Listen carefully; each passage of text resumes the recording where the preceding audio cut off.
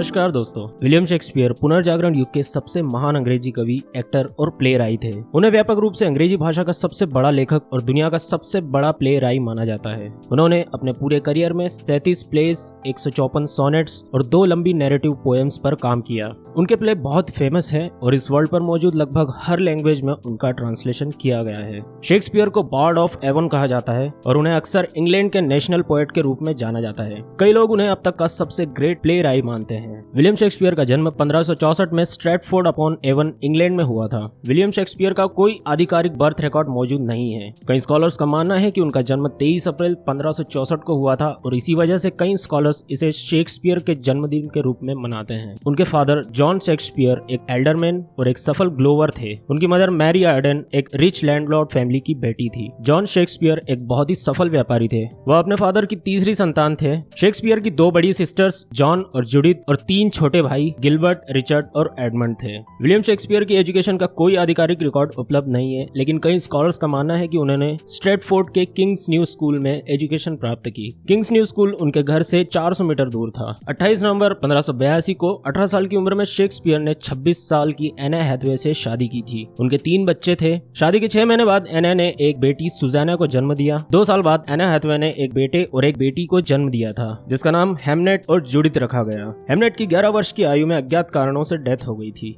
Shakespeare के जुड़वा बच्चों के जन्म के बाद से उनकी लाइफ के 7 वर्षों का कोई रिकॉर्ड नहीं है। कई स्कॉलर्स 1585 और 1592 के बीच के वर्षों को शेक्सपियर के लॉस्ट ईयर्स के रूप में रेफरेंस करते हैं। विलियम शेक्सपियर ने अपनी करियर की बिगिनिंग 1592 में एक प्ले राई और एक एक्टर के रूप में की थी। 1593 में विलियम शेक्सपियर ने 2 पोएम्स विनस एंड एडोनिस और द रेप ऑफ ल्यूक्रिस हेनरी रियोथलेस्ली को डेडिकेटेड की थी। इन पोएम्स में आउट ऑफ कंट्रोल डिजायर के परिणाम स्वरूप होने वाली गिल्टी फीलिंग और मोरल कंफ्यूजन को दिखाया गया है। ये दोनों पोएम बहुत पॉपुलर हुई थी। उनकी तीसरी पोएम का टाइटल अ लवर्स कंप्लेंट था। 1597 तक शेक्सपियर लगभग 15 प्ले राइट और पब्लिश कर चुके थे। सन 1599 में विलियम शेक्सपियर ने अपने फ्रेंड्स की हेल्प से थेम्स रिवर के साउथ कोस्ट पर अपना खुद का थिएटर बनाया था, जिसका नाम ग्लोब रखा गया था। कई स्कॉलर्स का मानना है कि 2 दशकों के दौरान लगभग सन 1590 से 1613 तक उन्होंने ट्रेजेडी, ह्यूमर और हिस्ट्री जैसे सब्जेक्ट्स पर आधारित कुल 37 प्ले लिखे थे। उनका पहला प्ले हिस्ट्री पर आधारित था। उन्होंने बहुत ही famous political play Julius Caesar भी लिखा था, जिसके माध्यम से वो ये मैसेज देते थे कि ईगो के डेंजरस रिजल्ट कैसे हो सकते हैं। 1609 में पब्लिश्ड सोनेट शेक्सपियर की प्रिंटेड होने वाली नॉन प्ले मास्टरपीसेस में लास्ट थी।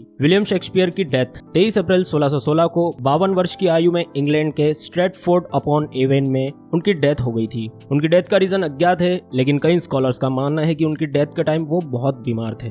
दोस्तों, आज के लिए इतना ही। अगर वीडियो अच्छी लगी तो इसे लाइक करें और नए हो तो चैनल को सब्सक्राइब कर दें। Thank you.